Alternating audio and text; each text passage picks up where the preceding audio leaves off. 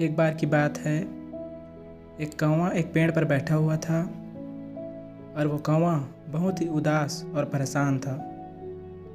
वह पेड़ पर बैठकर रो रहा था और पेड़ के नीचे एक बुजुर्ग बैठे हुए थे।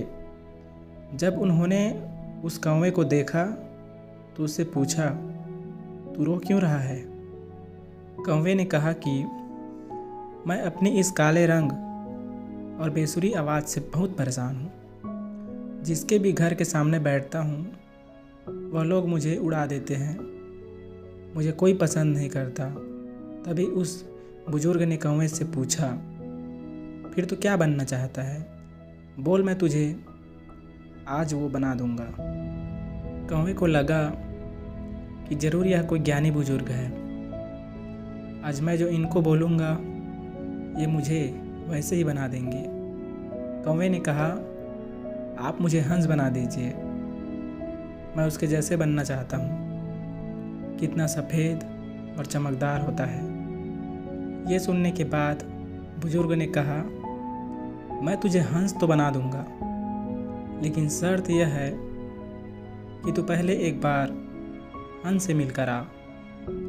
अब कौवा खुशी खुशी हंस के पास जाता है और उसे कहता है, हंस तू कितना खुशनसीब है, तू कितना सफ़ेद और चमकदार है, तू तो बहुत खुश रहता होगा। हंस ने कौवे से कहा, तुझे किसने कहा कि मैं खुश हूँ? कौवा ये सुनने के बाद हैरान हो गया। हंस ने कौवे से कहा कि सफ़ेद कलर भी कोई कलर है? जब पानी में तैरता हूँ तो इस सफ़ेद कलर की वजह से दूर से किसी को नज़र भी नहीं आता हूँ। कौवे ने उससे कहा, अगर तेरी ज़िंदगी इतनी ख़राब है तो फिर तू क्या बनना चाहता है?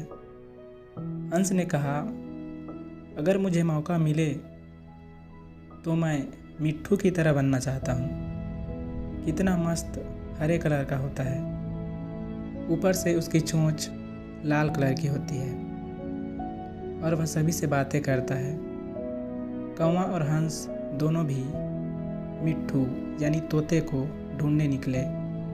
3-4 चक्कर लगाने के बाद उन्होंने मिट्ठू को एक पेड़ पर बैठा हुआ देखा। ये दोनों भी उसके पास गए और उसे कहने लगे कि मिट्ठू भाई, तेरी ज़िंदगी तो मस्त है यार, तो अपनी ज़िंदगी में बहुत खुश रहता होगा। मिट्ठू ने उन दोनों से कहा, तुम्हें या किसने कहा कि मैं अपनी ज़िंदगी में बहुत खुश हूँ? कौवे ने कहा, तुझे क्या प्रॉब्लम है? मिट्ठू ने कहा, यह भी कोई रंग है? हरा कलर पेड़ों के कलर में मिल जाता हूँ। तुमने 3 चक्कर लगाए मुझे ढूंढने के लिए, मैं तुम्हें इन पेड़ों के बीच में नहीं दिखा? अब कौवे ने कहा, फिर तू किसके जैसा बनना चाहता है? तो मिट्ठू ने कहा कि अगर मुझे मौका मिले तो मैं मोर की तरह बनना चाहूँगा, रंग बिरंगा और खूबसूरत। अब ये तीनों मोर के पास पहुँचे।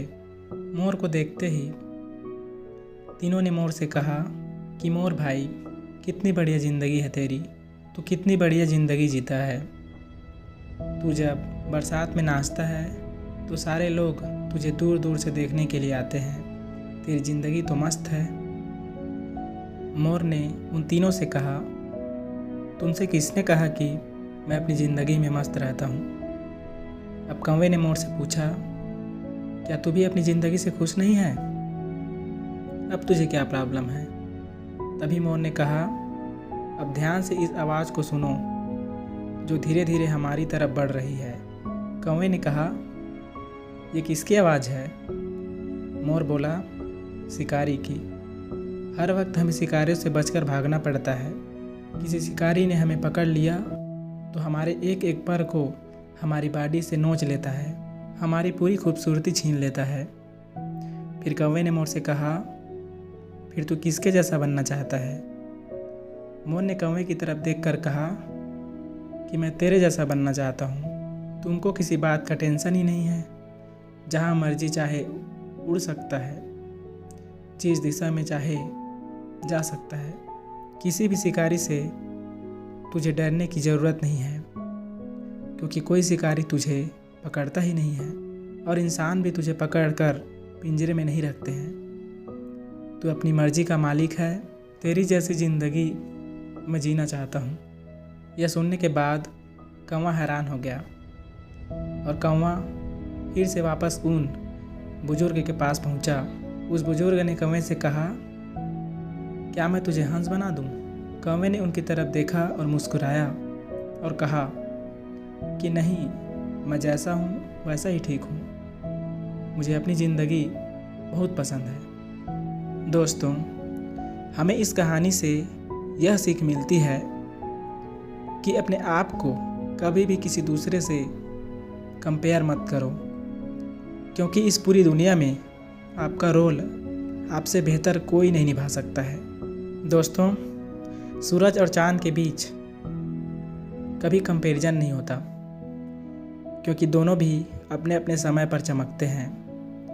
और जब आप किसी दूसरे इंसान से अपने आप को कंपेयर करते हो तो यकीन मानो आप अपने आप को ही इंसल्ट करते हो।